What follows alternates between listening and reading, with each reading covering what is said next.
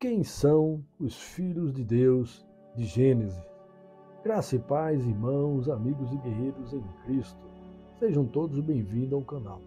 Neste devocional, nós iremos estudar a visão de alguns teólogos desde o século XIX sobre quem são esses filhos de Deus e a providência do resgate feita pelo Salvador. Mas antes de lermos o texto de Gênesis capítulo 6, você está convidado a participar conosco desse estudo. E se você está conosco já, se puder curtir, ou se quiser também comentar ou pedir suas orações, estaremos aqui para orar por vocês. E será uma bênção para o canal a sua presença. E não esqueçam que o estudo está escrito na descrição, logo abaixo do vídeo. Quando os homens começaram a multiplicar-se na terra, e lhes nasceram filhas, os filhos de Deus viram que as filhas dos homens eram bonitas, e escolheram para si aquelas que lhes agradaram. Então disse o Senhor: por causa da perversidade do homem, meu espírito não contenderá com ele para sempre. Ele só viverá 120 anos. O crescimento da família humana não significa que era o tamanho da humanidade hoje, com bilhões de pessoas. Basta observarmos Noé, que sua família era composta de 8 pessoas com ele. E se essa era a média das pessoas na família, então impossível ter muita gente na Terra na época primitiva, como alguns tentam afirmar. JFB enfatiza que o Criador misericordioso determinou que não deveria, a fim de que o julgamento infligido pelo dilúvio não fosse tão severo quanto teria sido se a terra inteira tivesse sido habitada. Além disso, as Escrituras indicam a raça humana existente como tendo estado ao alcance dos avisos e das ações de Noé, e a suposição mais racional é que a área ocupada pela humanidade estava limitada por uma circunferência não muito distante da residência central do primeiro pai. No versículo 2, há uma dúvida universal em que todos querem saber: quem são os filhos de Deus? Essa é controvertida e cheia de dúvidas. O teólogo Lessa usa sabiamente a visão de alguns grandes nomes da teologia antiga para termos uma visão sobre o assunto.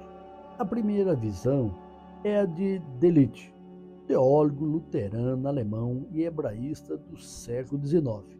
E ele diz: acreditavam que os filhos de Deus, em Gênesis 6, eram anjos caídos que se relacionaram com mulheres humanas. A outra visão é do comentarista luterano alemão Caio.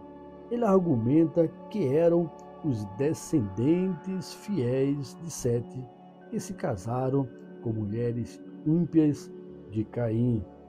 E ainda temos alguns teólogos como John Walton, Victor Matthew e Mark Chavalas, que afirmam que eram os reis que usurpavam o direito de ter relações sexuais com a esposa de qualquer homem recém-casado, o que é conhecido como direito da primeira noite, visto que os grandes líderes ou reis de antigamente se achavam serem filhos dos deuses. Então, seja qual for a real situação, um dia nos céus saberemos a verdade.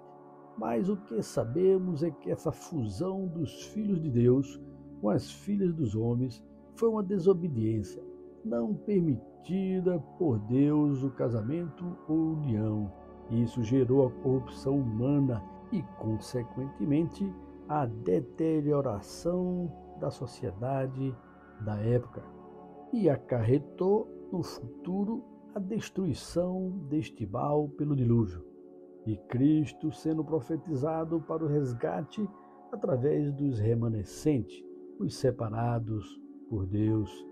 No versículo 3, Gêmeos comenta que Cristo, como Deus, pelo seu Espírito, inspirou Noé e os profetas, pregando o arrependimento aos antediluvianos, mas eles eram incorrigíveis.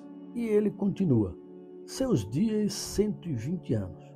É provável que a corrupção do mundo, que tinha atingido seu auge, tenha sido longa e gradualmente crescente. E esta ideia recebe apoio da longa pausa concedida. Enfim, amados irmãos e irmãs, Deus sempre planeja o melhor para nós. E mesmo que venhamos a ser desobedientes, como foi os pais primitivos, o Senhor traz a solução para a glória dele. E tudo sempre dá certo para o bem nele, visto que somos sua criatura. E ele nos fez para o louvarmos. Jesus, o Cristo, desde o início de tudo, estava e está presente em toda a vida humana e sempre ajuda para o nosso resgate. E nós, como filhos de Deus em Jesus, devemos andar em obediência a Ele, para não perdermos nossas vidas ao inimigo, pois um dia estaremos com Deus em Cristo Jesus nos céus. Amém, irmãos? Vamos orar? Senhor Deus, eterno Pai, obrigado, Senhor, por esse privilégio de chegar à Tua presença em nome de Jesus. Agradecendo por essa leitura da Tua palavra e mais um momento da criação. E Deus, entregamos cada irmão e cada irmã em Tuas mãos agora, que eles tenham um dia abençoado pelo Senhor, um dia expressivo da sua vida, que eles vejam a Tua glória, que eles vejam, ó Deus, um momento específico e o privilégio de ser chamado pelo Senhor. E que Ele, assim como eu, venhamos a batalhar diariamente para andarmos em obediência e assim sermos, ó Deus, viventes para a vida eterna com o Senhor. Amém, irmãos? Que Deus abençoe. Tenham todos um excelente dia.